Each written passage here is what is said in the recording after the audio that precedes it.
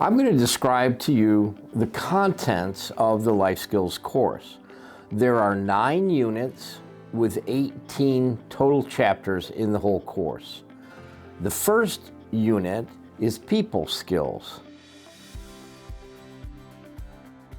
Chapter 1 is Understanding Emotional Intelligence. We define emotional intelligence, then we look at the 4 components of emotional intelligence: self-awareness, self-management, social awareness, relational management, and then we look at ways to raise and increase your emotional intelligence.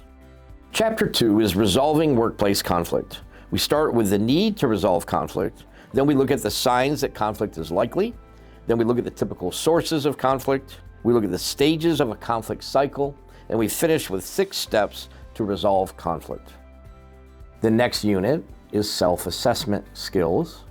Chapter 3 is Identifying Personality Types. We describe finding your place in the workplace. P for personality type, L for leadership style, A for availability, C for character traits, and E for experience and skills. We then dive into personality types using the DISC personality tool. D for dominant type, I for influencer type, S for steady type, and C for conscientious type, and we learn all about the particulars of the DISC profile. Chapter 4 is Relating to different diverse personality types. We learn how to relate to a D, how to relate to an I, how to relate to an S, how to relate to a C. We learn how to work with them the way that they best want to be communicated with, and we learn how to avoid conflict with them. And then we learn the blend of personality types.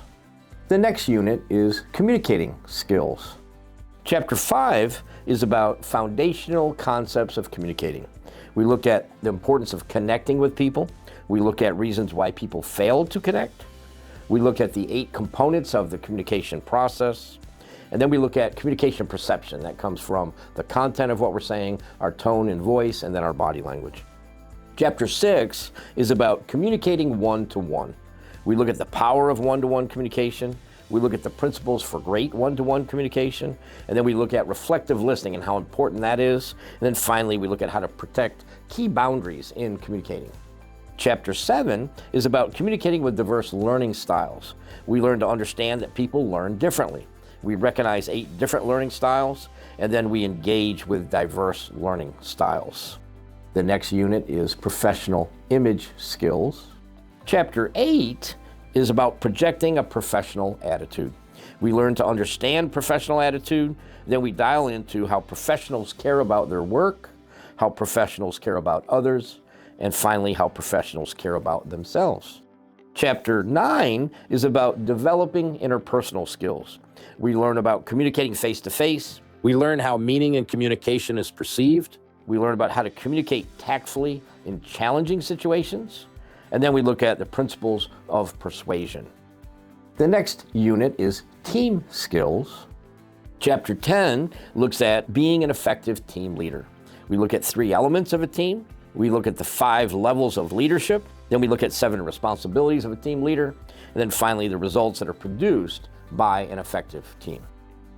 In Chapter 11, we look at building a strong team. We look at the requirements for building a strong team. We look at how to build a diverse team. We look at the traits of a strong team. Then we finish with what are the dysfunctions that can happen within a team. The next unit is Ethical Skills. In Chapter 12, we look at laying a foundation for ethics. 5 foundational issues with ethics. We look at how to define ethics. Then we look at ethics within an organization. And then we look at 3 common approaches to ethics. Chapter 13 is defining your personal code of ethics.